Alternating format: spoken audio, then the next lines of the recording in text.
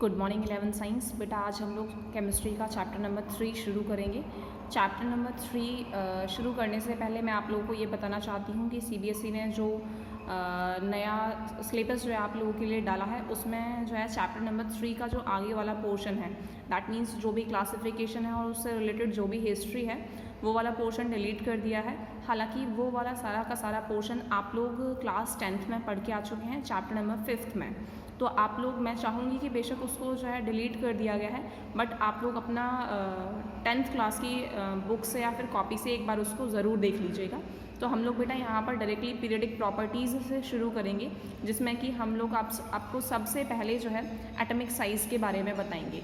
अगर बेटा मैं एटॉमिक साइज़ की बात करूँ कि एटॉमिक साइज़ जो है हम किसे कहेंगे, तो एटॉमिक साइज़ जो है हम लोग कहेंगे कि कोई भी एक एटम है उसका साइज़ आखिरकार कितना है। ठीक है, इस चीज़ को हम लोग एटॉमिक साइज़ कहेंगे। एटॉमिक साइज़ को अगर मैं बेटा रिलेट करने की कोशिश करूं तो मैं एटॉमिक साइज़ को एटॉमिक रेडियस से रिलेट करूंगी। और अब क्वेश्चन ये उठता है कि मैम एटॉमिक रेडियस आखिरकार क्या चीज़ होती है। तो एटम के न्यूक्लियस का जो सेंटर है उससे आउटर मोस्ट शेल के बीच की जो डिस्टेंस है बेटा उसको एटॉमिक रेडियस कहा जाता है। मैं इस चीज़ को दोबारा से रिपीट करूँगी कि एटॉमिक जो भी न्यूक्लियस है, न्यूक्लियस के सेंटर से आउटर मोस्ट शेल का जो भी डिस्टेंस है उसको एटॉमिक रेडियस कहा जाता है। और हम लोग ये चीज़ कहेंगे कि एटॉमिक रेडियस जो है उसी पर डिपेंड करता है एटॉमिक साइज़। ठीक है, इस चीज़ को थोड़ा सा हम ढंग से आपको समझाएंगे। इसको आप इस तरीके से देखिए कि मैं यहाँ पर आप लोगों को 3 बॉल्स का एग्जाम्पल दे रही हूँ, जिसमें पहली बॉल जिसका रेडियस R1 है, दूसरी बॉल जिसका रेडियस R2 है और तीसरी बॉल जिसका रेडियस R3 है। अगर हम लोग यहाँ पर देखें तो आप लोगों को साफ तौर पर नज़र आ रहा है कि किसके लिए रेडियस की जो वैल्यू है वो कम है या किसके लिए रेडियस की वैल्यू ज़्यादा है। आप लोग रेडियस के हिसाब से ही जो है एटॉमिक साइज़ भी आसानी से डिफाइन कर सकते हैं। ये तो बहुत कॉमन सी चीज़ है। तो ऑब्वियस सी बात है, हम यहाँ पर यही कहना चाहते हैं कि एटॉमिक साइज़ जो है वो डायरेक्टली प्रोपोर्शनल होता है बेटा एटॉमिक रेडियस के। अब मैं यहाँ पर आप लोगों को ये चीज़ बताना चाहूँगी कि हम लोग जो है पीरियडिक प्रॉपर्टीज़ पढ़ रहे हैं, दैट मीन्स हम लोग ये जानना चाहते हैं कि जो भी प्रॉपर्टीज़ हैं वो ग्रुप में और पीरियड में जाने पर उनका वेरिएशन किस तरीके से होता है। तो ध्यान देंगे बेटा, मैं इस एरो का यूज़ जो है वो ग्रुप के लिए करूँगी और ये इस तरीके का जो एरो है उसका मैं यूज़ पीरियड के लिए करूँगी, क्योंकि मैं बार बार ग्रुप मैं ऊपर से नीचे जाने पर ना तो मैं लिखना चाहती हूँ ना मैं बोलना चाहती हूँ, इससे बहुत ज़्यादा टाइम वेस्ट होगा।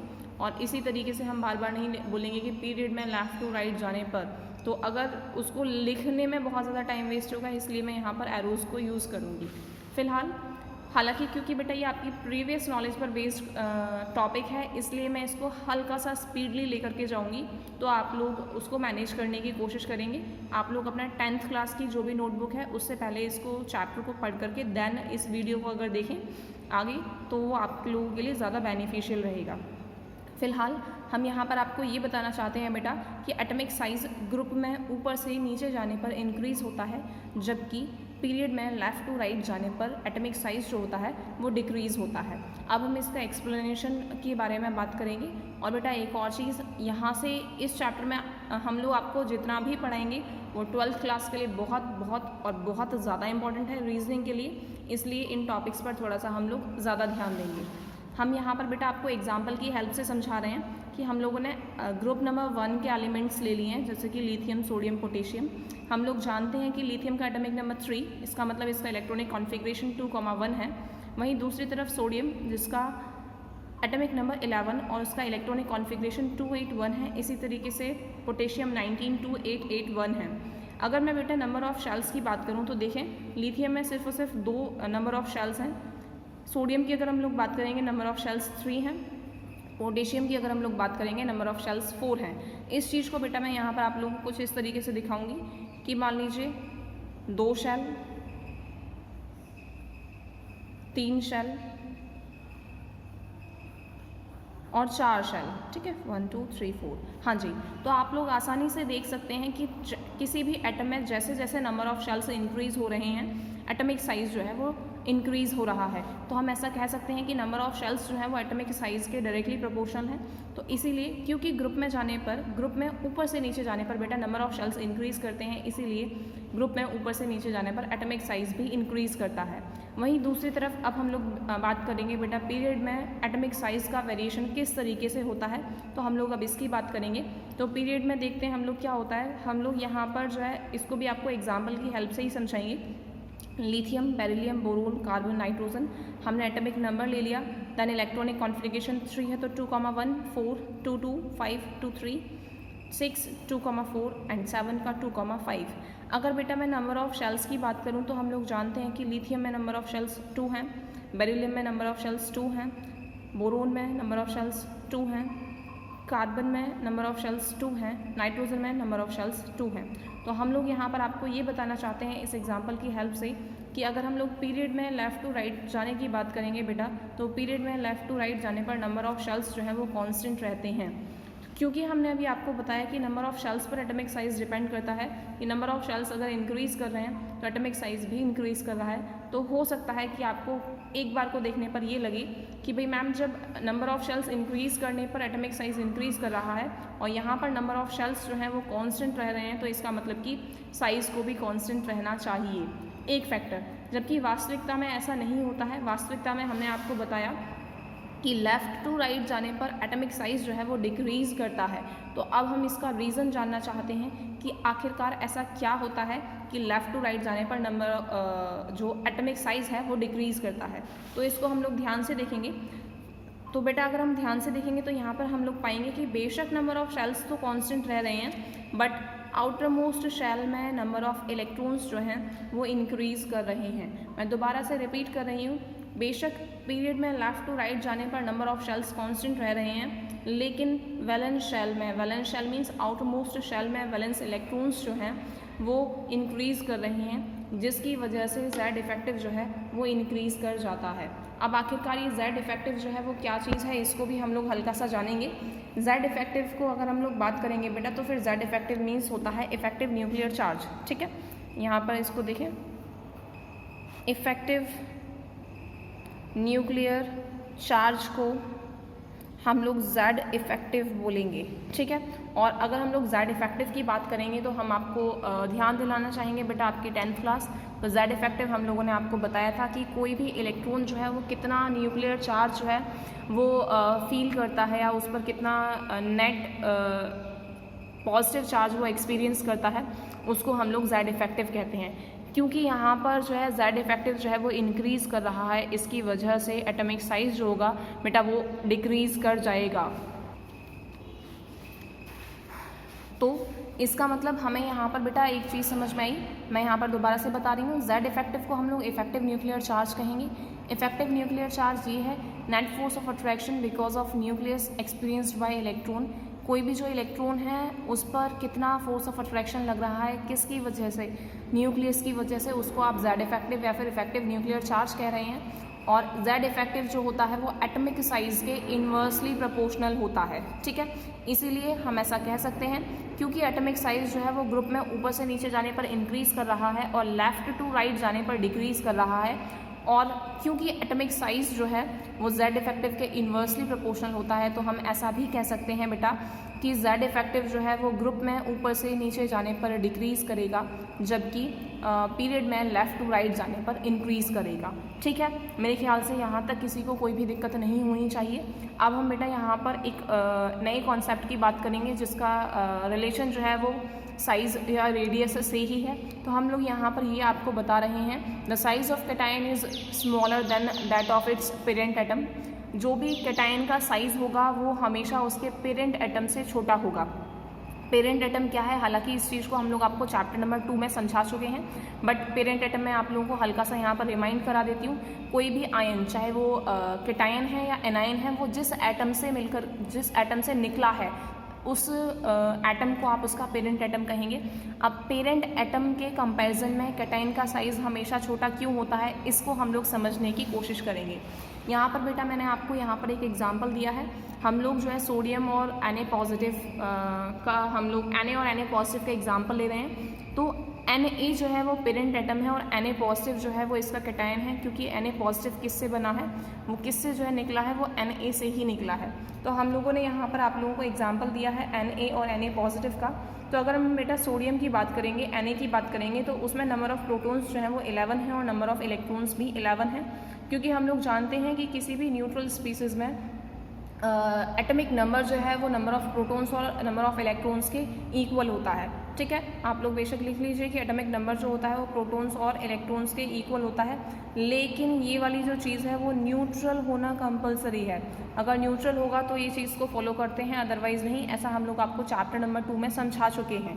ठीक है, तो यहाँ पर कोई दिक्कत नहीं है कि भाई 11 इलेक्ट्रॉन हैं और 11 ही प्रोटॉन हैं।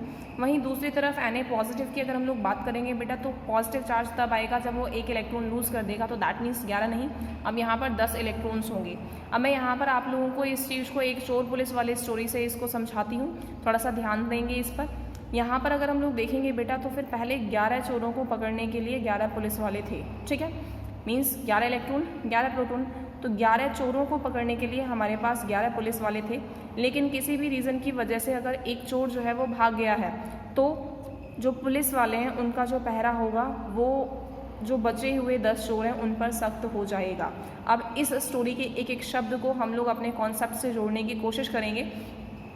ग्राउंड स्टेट में अगर हम लोग बात कर रहे हैं बेटा, तो जितने इलेक्ट्रॉन्स हैं उतने प्रोटॉन्स हैं। Z इफेक्टिव जो भी रहा होगा, हमें XYZ उससे फ़िलहाल कोई मतलब नहीं।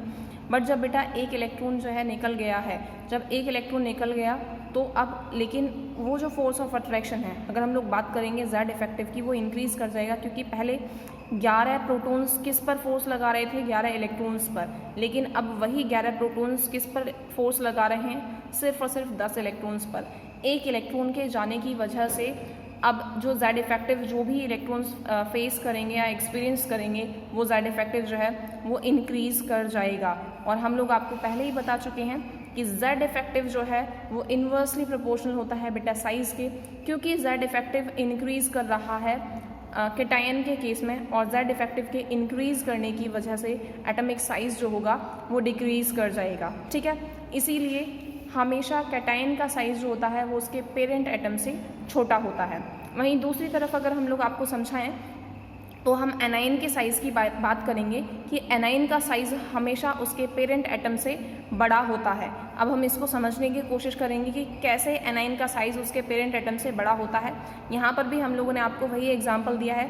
यहाँ पर हमने आपको Cl और Cl नेगेटिव का हम लोग आपको एग्जाम्पल दे रहे हैं कि जो क्लोरीन है उसके पास 17 electrons and 17 protons, but Cl negative, that means उसने एक इलेक्ट्रॉन गेन कर लिया है। इसका मतलब उसके पास हो गए 18 इलेक्ट्रॉन, और यहाँ पर क्या चीज़ हो जाएगी, 17 प्रोटॉन्स। तो यहाँ पर इसको देखें, 17 चोरों को पकड़ने के लिए बेटा 17 पुलिस वाले थे, तो जो भी Z इफेक्टिव रहा होगा। लेकिन अब 18 चोर हो गए और उनको पकड़ने के लिए वही 17 पुलिस वाले हैं। इसका मतलब कि पुलिस वालों का जो भी कंसंट्रेशन है वो चोरों के लिए हल्का सा, मतलब एक चोर के हिस्से का जो कंसंट्रेशन होगा वो डिक्रीज़ हुआ होगा। इसी तरीके से देखें बेटा, 17 इलेक्ट्रॉन्स जो हैं उन पर फोर्स कौन लगा रहा है, 17 प्रोटॉन्स। 17 प्रोटॉन्स जो है 17 इलेक्ट्रॉन्स पर जो भी फोर्स लगा रहे हैं, लेकिन वही 17 प्रोटॉन्स अब 18 इलेक्ट्रॉन्स पर फोर्स लगा रहे हैं। इसका मतलब कि एक इलेक्ट्रॉन के हिस्से में आने वाला जो भी अट्रैक्शन होगा वो डिक्रीज़ कर जाएगा। दैट मीन्स बेटा Z इफेक्टिव जो है वो डिक्रीज़ कर रहा है। देखेंगे फटाफट से, अगर Z इफेक्टिव डिक्रीज़ कर रहा है इसका मतलब एटॉमिक साइज़ जो है वो इंक्रीज़ कर रहा है। मेरे ख्याल से ये चीज़ सभी को समझ में आनी चाहिए। इसीलिए क्योंकि Z इफेक्टिव बेटा डिक्रीज़ कर रहा है, इसीलिए साइज़ जो है वो इंक्रीज़ कर जाएगा, और इसीलिए एनाइन का साइज़ उसके पेरेंट एटम के कंपैरिजन में थोड़ा सा बड़ा होता है। अब हम लोग इसी कॉन्सेप्ट का कैटायन और एनाइन के साइज़ का साइज़ जो है उसका उनके पेरेंट एटम के कंपैरिजन में छोटा या बड़ा होता है, उसी के रेस्पेक्ट में हम लोग आइसो इलेक्ट्रॉनिक स्पीसीज़ या जिनको आप होमो इलेक्ट्रॉनिक स्पीसीज़ के नाम से भी जानते हैं, उनके साइज़ पर हम लोग बात करेंगे। नाम से पता चल रहा है बेटा, iso electronic means, iso means same और इलेक्ट्रॉन तो आप लोग जानते ही हैं। तो ऐसी स्पीसीज़ जिसमें सेम नंबर ऑफ इलेक्ट्रॉन्स होते हैं उनको आप आइसो इलेक्ट्रॉनिक स्पीसीज़ कहते हैं। जैसे कि हमने यहाँ पर आपको एग्जाम्पल दिया है Ne की अगर हम लोग बात करेंगे तो atomic number 10, that means number of electrons 10। Na positive, atomic number 11, लेकिन यहाँ पर अगर हम लोग बात करेंगे तो एक पॉजिटिव चार्ज है तो that means 10। Mg atomic number 12, लेकिन 2 पॉजिटिव चार्ज है, तो that means number of electrons 10। इन तीनों ही स्पीसीज़ की अगर हम लोग बात करेंगे बेटा, तो इन तीनों ही स्पीसीज़ में नंबर ऑफ इलेक्ट्रॉन्स जो हैं वो 10 है, तो दैट मीन्स ये तीनों ही स्पीसीज़ जो हैं वो आइसो इलेक्ट्रॉनिक स्पीसीज़ या फिर आप इसे होमो इलेक्ट्रॉनिक स्पीसीज़ के नाम से जानेंगे। ठीक है, अब यहाँ पर हमारे पास क्वेश्चन है कि आपको जो है इसको अरेंज करना है इन सभी को उनके साइज़ के अकॉर्डिंग। तो देखेंगे Mg double positive, F single negative, then O2 double negative, Na positive, N triple positive, Na positive, Al triple positive की अगर हम लोग बात करेंगे तो हम लोग जानते हैं कि हमने आपको बताया बेटा कि केटाइन का साइज़ उसके पेरेंट एटम से छोटा होता है। इसके अलावा जेड इफेक्टिव जितना ज़्यादा होता है एटॉमिक साइज़ उतना ही कम होता है। तो हम ऐसा भी कह सकते हैं कि जितना ज़्यादा पॉजिटिव चार्ज होगा, higher is the magnitude of positive charge, then higher is the Z effective, और जेड इफेक्टिव जितना ज़्यादा होगा lesser is the size. I think किसी को कोई दिक्कत नहीं होनी चाहिए। और इसी तरीके से आप लोग एनाइन के लिए आसानी से कर सकते हैं कि एनाइन के लिए अगर हम लोग बात करेंगे तो नेगेटिव चार्ज जितना ज़्यादा होगा, नेगेटिव चार्ज का मैग्नीट्यूड जितना ज़्यादा होगा, उसका जेड इफेक्टिव उतना ही कम होगा और उसका साइज़ उतना ही ज़्यादा होगा। उसी के बिहाफ पर आप लोग इस क्वेश्चन को कर सकते हैं। तो इस वीडियो में हम लोग सिर्फ इतना ही पढ़ते हैं, इस पर बेस्ड आप लोग क्वेश्चंस को करने की कोशिश करें। देन हम लोग आपको नेक्स्ट वीडियो में आयनाइजेशन एनर्जी के बारे में बताएंगे। तो तब तक के लिए थैंक यू।